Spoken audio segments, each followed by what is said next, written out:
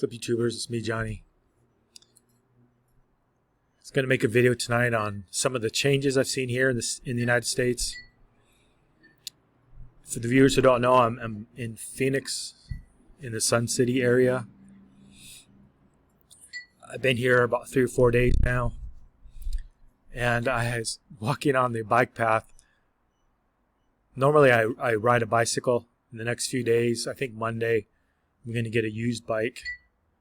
I hope for 20, 30, 40, 50 bucks.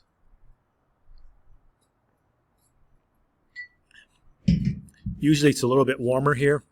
Right now it's March the 5th. And when I first came here, it was like in the 80s. Now it's back in the 60s and 70s, low 70s. Anyway, some of the interesting things I'm seeing coming back is when I was on the shuttle. This time when I was at the border, I got a shuttle all the way to Sun City. And normally what I do is I go to the airport, and then at the airport you can get a shuttle to Sun City. But in the last few years, they made some changes where, actually during COVID, one of the COVID companies went under, and then they started a new one. And then I found out with the new one, you can't pay cash. You have to use a credit card, ATM card. And that's not an issue, or at least it wouldn't be for me. But now you have to prepay like 1 day in advance. So you have to give them a list of your air flight, you know, that kind of stuff. And I'm just coming from the border. I don't come in on an airplane. So I don't know why they're doing that, if they're trying to cut down on people going to the airport. But if that's what they're doing, it worked. So what I did was I paid a little extra. Normally it's about $35 from the border to Phoenix to the office of these shuttles, which is in the bad part of Phoenix. And I paid $70, so it was like $35 and then an extra $35, which actually isn't bad. I think at the airport, a taxi is now $60, $70. The guy at the airport the last time I was there told me it's more like $100. I was just Googling it to see what it would be. But anyways, getting back to my story. Just the first thing I got to get this off my chest, I was walking on the bike path because I want to talk about the homeless. It's increasing, not decreasing. Anyways, some of the exact same homeless people I saw on the bike path in the past are still there. I was like, whoa, that's interesting. So it's kind of interesting and sad at the same time to see that. Anyways, when I was coming down on the shuttle, like in the bad part of town and then in the nice part of town, I'll just put it that way, there's these, I want to say abandoned lots, but they're not really abandoned. They usually have a fence around them. And the fence usually gets knocked down, or there's something cut out in the fence so people can get through and start up tents. In the past, no one ever did that. Now you have these open lots that are fenced where somehow they get in through the fence, and there's all these tents. So like, for the viewers who don't know, I grew up in Seattle and Baltimore. If you know anything about recent things in Seattle, it's like tent city, or at least it used to be. I think it still is. I haven't been in Seattle maybe more than 20 years. Maybe I've been there 20 years ago. I can't remember, but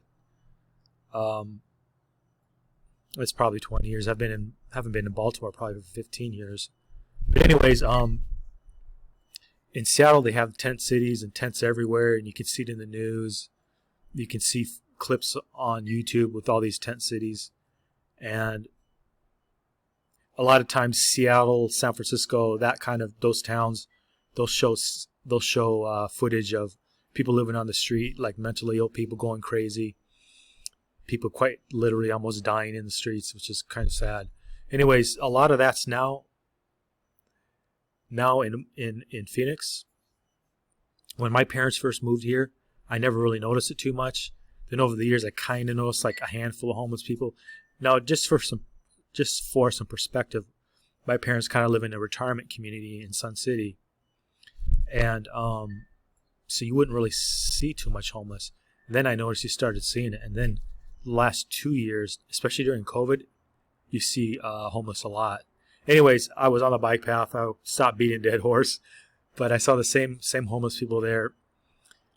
Usually they get bikes and they ride up and down the path. I presume sometimes they're camping in the desert. I don't know that because I'm not there at night. A lot of times if you go there early in the morning, you can see people sleeping on the there's benches in the desert because it's the bike path And another interesting thing, I don't know if this is because of the homeless or for other reasons, but now, when I first came down here, when my folks first came down here, and then I came down to visit them, or came to visit them from Mexico or Guatemala, I can't remember. There was no porta potty toilets. There's now porta potty toilets, at least the parts I walk, because I haven't had a bike for a while. I'm kind of curious to go kind of the opposite way of it that I walk, to see if there's porta potties in the other directions that I would normally take a bike. Because you can go about 20, 30 miles on these bike paths. It's kind of interesting. There's all these places you're not supposed to go. You're not supposed to camp. It's trespassing. It's the land I think the train companies own. And you're not supposed to go on those things. And they can flood out too, but usually it doesn't rain too much. And speaking of rain, it rained the last couple of days here, and it's been like in the 60s. Anyways, that was an interesting thing. The other thing is, I've been driving around. The traffic is horrible. Basically what it comes down to, every time I come to the States, it just reminds me why I left. The States is just not, what it used to be. Now, for people who want to know about the masks, mostly here where I'm at in Arizona, people don't wear masks too much. Not at like Walmart, not at Safeway, not at Fry's. Those are the local grocery stores you can go to. I was at the McDonald's when I came across the border to get a coffee. And turns out my phone worked. I thought my phone was shut off. Apparently I was wrong, because I was going to use the internet to call one of my relatives. And I found out my phone was still working. But I had stopped into the McDonald's there. And you're on the border, Nogales. There's Nogales, Mexico, and Nogales, Arizona. I was on the Arizona side. So I ordered my stuff in Spanish. Everything's pretty mellow. You can speak Spanish or English there. But then once you get towards Phoenix, it's like you're in the big city and everyone's driving like a crazy maniac. Traffic's really pain in the neck. There's a lot of traffic. And all the things that I don't like about being in the United States, it's kind of frustrating. So those are just a few off the... Oh, yeah, another thing. I was in the grocery store buying a money order. Oh, my goodness.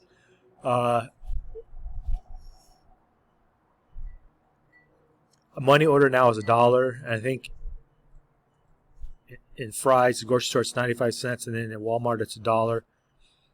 I mean, all these places you go to, there's the customer service desk where you go to buy a book of stamps, which I did buy, or a money order. And there's like one girl usually there. It's not like it used to be where they had 2 or 3 employees. And you have to wait a long, long time. And because my folks live in this community with of retirees, usually there's an older gentleman or lady who's got a stack of lottery tickets. She's got to verify or whatever they do. I don't do lottery tickets, so I don't know what they're doing. But the employee passes them through a machine to see if you won or not. In this case, it took like 20 minutes to back up the line, and everyone was complaining except for me. And I was just thinking, this is what the U.S. has become. The old timer, the old codger. Yeah, I get it. He wants to do his lottery, but I was just thinking he had to talk to the lady employee for like 20 minutes, had to talk to the manager 20 minutes. Basically, it's all these old men and women. They're very lonely, so they go to the grocery store to shoot the breeze with the employee and buy lottery tickets and put them through the machine to see if they won. Anyways, freaking drove me nuts. So, what do I think? I think if things get ugly in the States, certain parts of the States will be okay, but I've seen so much happen over the last 2 or 3 months now that I don't really think there's any cool places to live anymore unless you're in South America or in certain parts of Asia. And now with things blowing up in Eastern Europe and the potential for a nuclear war, maybe. Right now, I'd rather not be in Asia, but If there's the opportunity, I will go visit the Philippines and Thailand. But right now, because of my personal situation, I got some really bad news from legal people. So some of the family affairs will not be handled in an orderly manner.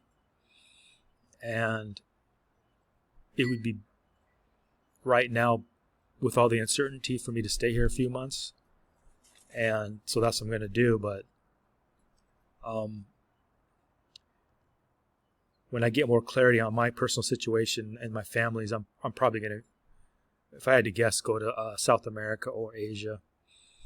And if I had to guess, in 3 to 6 months, we could be in a worldwide recession.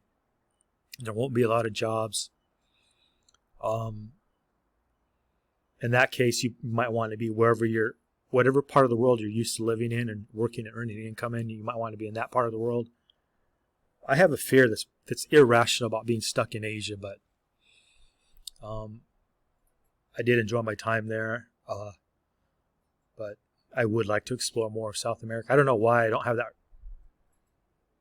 irrational feeling when Central America, or when I was in South America too, for that matter. But anyhow, I haven't really looked to see what flights are recently either.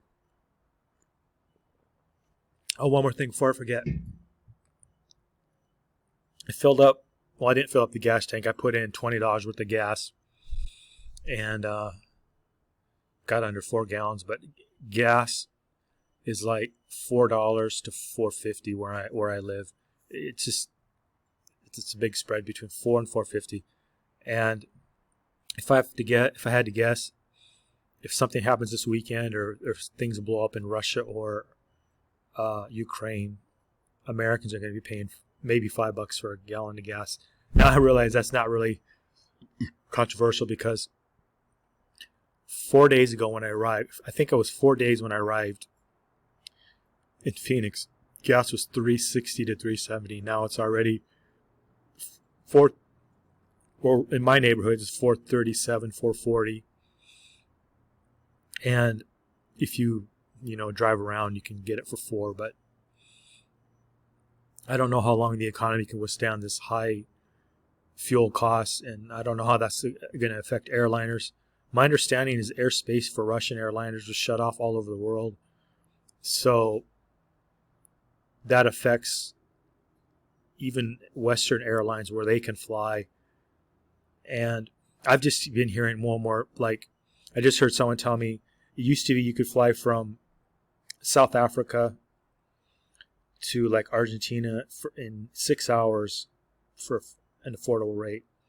I also know I checked prices from Brazil to Thailand. It's kind of affordable, but I wonder how long stuff like that will last. These are these weird routes that most people aren't aware of, or at least I wasn't aware of. That's why I check them out sometimes. But like the South Africa, where is it? On the coast where the water is. I'm blanking on that big coastal city, but you could fly to there to Argentina, or you used to. It's a 6-hour trip. A lot of these little things you can't do anymore, and I'm coming to the conclusion it's going to be more expensive to do like a West Coast flight to like Thailand or the Philippines or Japan. Usually I fly to Japan, and in the past I checked it out. Like if you're flying out of South America and you're going to Asia, you can fly from Brazil to I think it was Turkey. I might be wrong though, but you can fly from Brazil to Turkey for under $1,000. Or you used to could. I don't know if you can anymore. But a lot of these routes that I might normally want to take either are going to be really expensive or they're not going to be available. They won't be available anymore. So I have that on my mind too. So probably for me for a while, I'm just going to be just in the Americas, I think. Have to see how things go. Anyways, I just wanted to share a few thoughts on what's going on as I see it, at least in Phoenix. It doesn't seem like America has mellowed out that much, and prices they're okay, but they're trending up. And I just get the feeling that there won't be a lot of freedom and liberty in the States. And if there's a war, like a long-term war with Russia or China, I don't like being pessimistic, but I've watched some pretty good content lately that suggests we are probably going to go down that path where a lot of our liberties are going to be shut down for the next 20 years. And I and many of us will have to make a decision if we live in the U.S. anymore, or if we just live somewhere else. And it's getting harder and harder to get residencies, and it's getting harder and harder to get banking connections that last and that are stable, whether it's banking in your own name, or it's actually easier now to get like an LLC or an SA corporation. Getting a bank account or a brokerage in your own name is getting to be a pain in the neck, and Russians and Ukrainians are finding out they're not very welcome, especially Russians. Americans, we've known for a long time, we're not really welcome around the world as far as opening up bank accounts and brokerages. And now Canadians are finding out if they protest too much or the wrong way, their banking opportunities are becoming a little bit diminished. So I just see the trends continue. Like I've been thinking about all day today, like there's going to be a lot of Americans and Canadians moving to Mexico. That means a lot of the rents down there that are kind of cheap, kind of borderline cheap, they're just going to keep going up. And I belong to these Facebook groups where the first thing a gringo wants to do is buy real estate without really understanding the dynamics in Mexico. And I just see a lot of people getting scammed and hurt. But so real estate prices will keep going up. And now with the war going on, with high oil prices, before I thought there was a kind of a small, like a, I don't know, I thought maybe a 20 to 30% chance inflation would come down. Now I'm tapering that back, because with these new events, I think inflation, if it comes down, it's just doesn't come down very little. Already now, wheat, corn is at all-time highs or close to all-time highs. A lot of the fertilizers from China and Russia will not be coming into any Western country. So countries as far away as Sri Lanka or Latin America who count on those fertilizers will not be getting them. They have to plant in the next month or two, and if they can't plant because they don't have fertilizers, the crop yields are going to go down. So again, food, like I thought before, some prices would come down, but I thought food's not going to. Energy, I didn't think was going to come down that much. And now with the war, I don't think it's going to go up much, but I don't think it's going to come down much either. And I just see the trend where retirees who can legally get a visa in Mexico, they're going to go down there for the cheaper rents. And that's the other thing when I was traveling. I mean, I traveled really quick through Mexico. I didn't stop and smell the roses, so to speak. But there's a lot of gringos. There's a lot of gringos in Mexico right now. And when I was leaving Guatemala, tourism was picking up just a little bit. But there's a lot of Europeans and Americans and Canadians now in Mexico. At least that's what it seemed to me.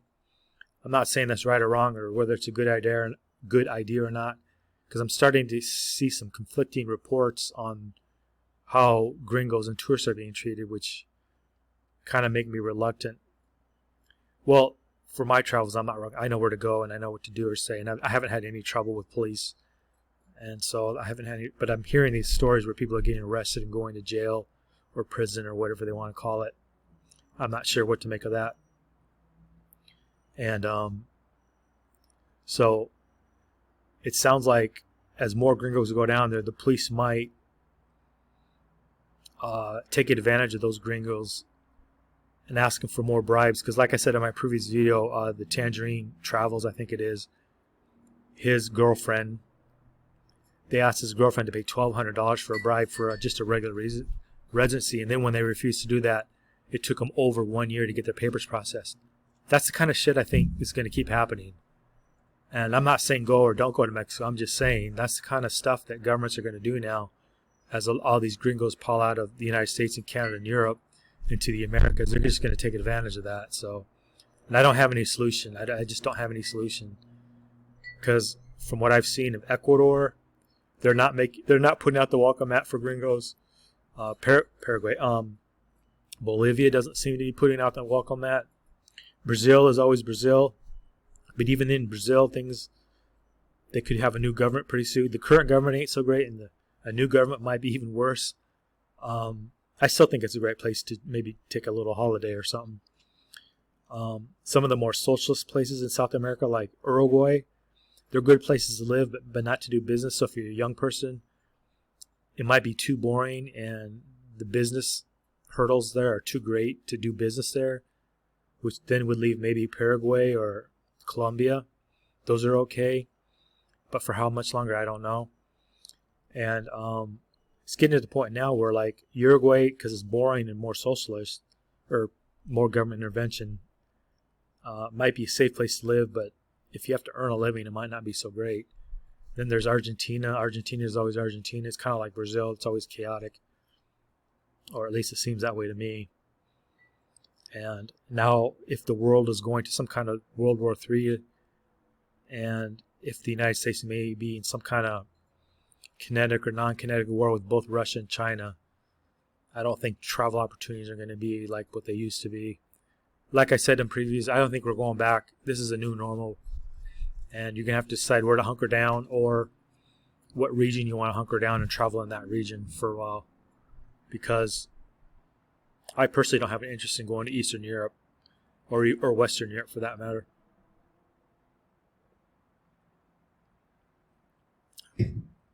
And it was 2 weeks ago, I was getting kind of optimistic about the world opening up after COVID, but now with this war shit and seeing all the pessimism, I'm not sure what's going to happen. I hope I'm wrong, because I just recently did something really stupid. I bought some shares in Eastern Europe that are almost worthless now. I won't go into where, you can probably guess. And there was a small trade, and if it goes to zero, it goes to zero. But if things go back to normal, I'll maybe get a 200 or 300% return. But right now I'm thinking, it doesn't look like that's going to happen. Looks like sanctions are going to be on for good. And every Western company's pretty much pulled out of Russia. And yeah, what I bought can get cheaper, but from what I'm hearing, shares might not trade for like years. Anyways, if that's the case, I'll have a good write-off. Anyways, that's it for now. Like, share, subscribe, leave a comment. I'm just curious if there's any countries like in the South Pacific or like Palau or New Hebrides. Forget what their name is now. Is that I forget what it's that little islands off Australia. Or like in the United States as a protectorate, there's what's it called? There's the Mariana Islands, and then there's the Marshall Islands and Saipan. Like if you're an American, you can go there. It used to be you still don't need a passport to go there, but it used to be they had flights there, but during COVID they kind of canceled the direct flights, so now it's kind of an indirect way to go there. But if you're an American, you can always go there. Things are real expensive there for rent and stuff like that, but there's not too many out of the way places you can go to anymore where you can kind of escape all this madness. Papua New Guinea, that's like Papua New Guinea and Sri Lanka. They're coming up with more protests and stuff like that, problems. Even Sri Lanka, like, their economy is really in the toilet. Anyways, I gotta shut this video down. What I'm getting at, there's not really any cool bolt holes that I can think of anymore you can run to. Anyways, that's it for now. Leave a comment if you feel I said anything useful. Have a good one.